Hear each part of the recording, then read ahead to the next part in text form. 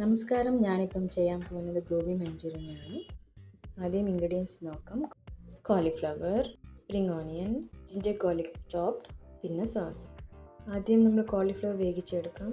ഞാനിപ്പം കോട്ടിംഗ് ചെയ്യാൻ വേണ്ടിയിട്ട് 2 സ്പൂൺ മൈദ, 2 സ്പൂൺ കോൺഫ്ലോർ, പിന്നെ 1 സ്പൂൺ കുരുമുളക് പൊടി, പിന്നെ റെഡ് ചില്ലി പൗഡർ, പിന്നെ ഉപ്പും വെള്ളം ഒഴിച്ചു. 2 സ്പൂൺ മതി. വെള്ളം ഒഴിച്ചിട്ട് നമ്മളൊന്ന് മിക്സാക്കി എടുക്കാം. കോട്ടിങ് വേണ്ടിയിട്ടാണ്. വെള്ളം കൂടുതലായ കുറച്ച് മാവ് മൈദാവും കോൺഫ്ലോറും ഇട്ടാൽ മതി. നമ്മൾ ഈ പദത്തിലാണ് നമുക്ക് വേണ്ടത്. ഇപ്പം നമ്മൾ സ്ട്രെയിൻ ചെയ്തിരിക്കുന്ന കോളിഫ്ലവർ ഒന്ന് ഇട്ട് കൊടുത്തിട്ട് നന്നായിട്ട് ഒന്ന് മിക്സാക്കി എടുക്കണം.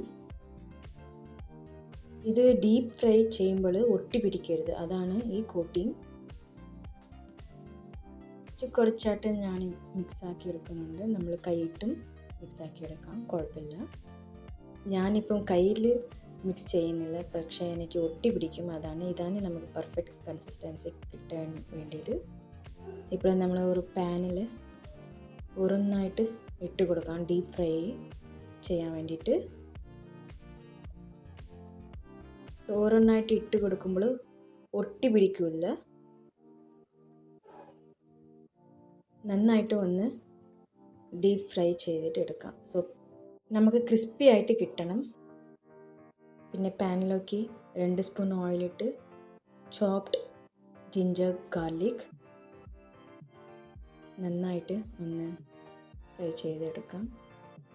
പിന്നെ ഞാനിവിടെ വൈറ്റ് സ്പ്രിംഗ് ഓണിയൻ ആക്കും ഞാനിപ്പോൾ ഫ്രൈ ചെയ്യാൻ എടുത്തിട്ടുണ്ട്.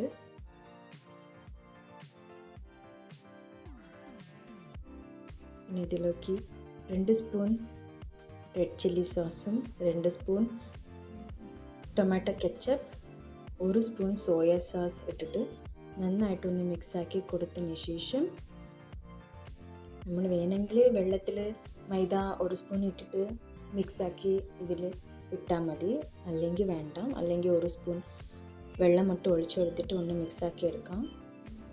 പിന്നെ നന്നായിട്ട് ഒന്ന് ഫ്രൈ ചെയ്തെടുക്കാം ഈ സമയത്ത്. പിന്നെ സ്ട്രെയിൻ ചെയ്തിരിക്കുന്ന കോളിഫ്ലവർ ഒന്ന് ഇട്ട് കൊടുത്തിട്ട് നന്നായിട്ടൊന്ന് മിക്സാക്കി എടുക്കാം.